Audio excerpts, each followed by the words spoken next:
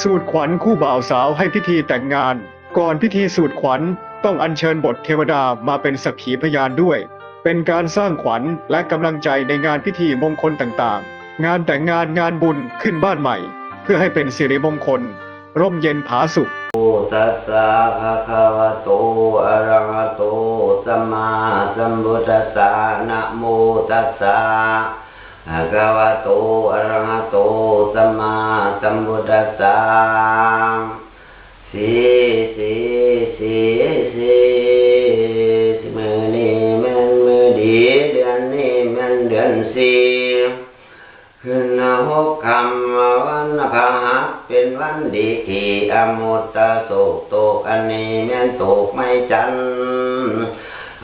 อันนี้แม่นขันไม่แก้วเท่าแก่ตกแต่งแล้วจึงได้แจ้งพระขวัญตัวเครื่องขันความพร้อมเท่าแก่มานั่งล้อมพระขวัญอยู่ฉลอนชายลายมีทั้งปลายผูกแขนแหวนใส่กล้วยปัดหน่อยซอยสังวานอาหารหลายและหลากสภาพพร้อมทุกสิ่งทุกอันมีทั้งผู้พันและมากีภวังหีบเดาดามาลาหอมของเฮาเรากองแก้วใส่ผ้าขวัญส่วนกันมามวนเต่าเข้าต้มกล้วยบาสีมีทั้งไข่น้อยดีเกียงกอดพระยอดซอยทศพลทายันตนลงมาแต่เมืองป่ากวัดแกงนาทักซื้อคุณสีคุณพันสวมมาสีงามสภาเจ้าจึงมีพลาสัญญาปงทิฏฐิเสญาพระพรบนดิเลกอเนกเตโสมไลยตุภวังสยมังคลาตะโตโลมังสุขังพลังวิวะหะวิวะโหมังคโลพุทธกราชล่วงแล้ว2553พระวัสสากฏเข้ามาปีขานโทศพตกอยู่ในมันตาลาดูเป็นมิงเมียขวนตามกระบวนบอนแต่งไว้ขันดอกไม้ยกขึ้นเพียงตาขันสมมาลุงตาเจ้าโพดโพดเข้าไว้เงินสาวลูกสาวกกเพิ่นก็มาสลายลูกสาวกลางสาวปลายเพิ่นก็มาข้ามากบ่อยากแคนดีลีปุ่นแป้งดีพ่อแม่เฒ่าแก่พร้อมสาวบ่าวนวามมาสวยยอพระขวัญเมืองขัวเจ้าอยู่ลีไหลมาสวยยอพระขวัญเมืองใส่เจ้าอยู่ลีเลียนเวียนใส่ขวาแม่นซ้ายตรงเหล่ากุงผู้เฒ่าเพิ่นนั่งทั้งเทิงมาดนี้คอยจักเซินเอาขวัญผัวเมียเจ้านี่นอให้เข้ามาเตรียมเนื้อในกิ้งคอยจักเซินเอาขวัญนางงามให้เข้ามาเตรียมคู่ทำขวัญหน้าเฒ่าเจ้าผู้เป็นผัวว่ามาเจอขวัญเอ้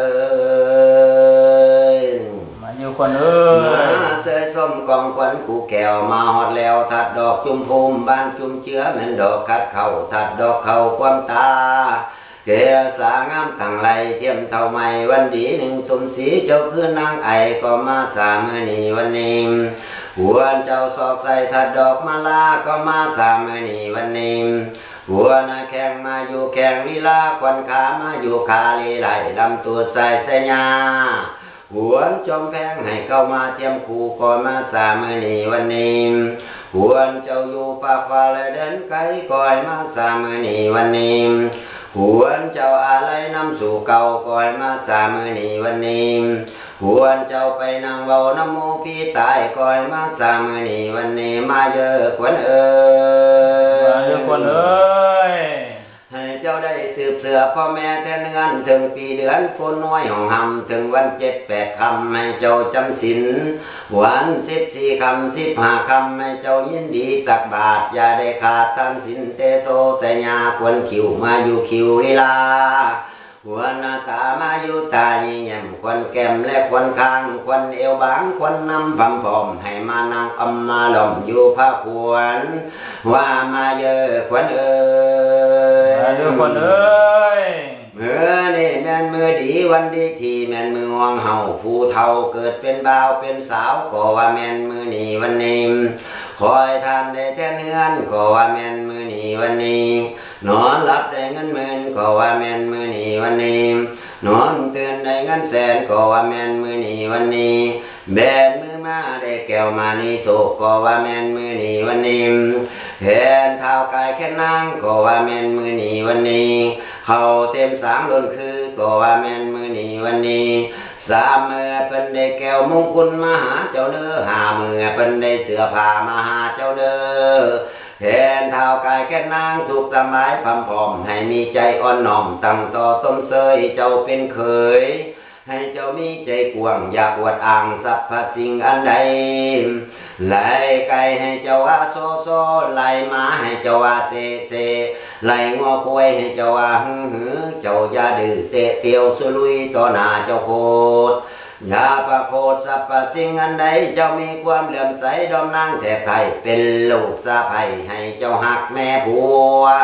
อย่าได้เว้านัวควรผัวซึ่งสู่เจ้าผู้หูนักปราชญ์ฟังธรรมถึงเรือนดำอย่าเที่ยวเล่นยามค่ำเงินลังต่ำเม่นเงินอาใส่กระสูงลังใหญ่กระถอดใส่ปันลมลังกลมนั่นเงินพอเคยสันต่อลังสูงเงินลุงแลเงินป่า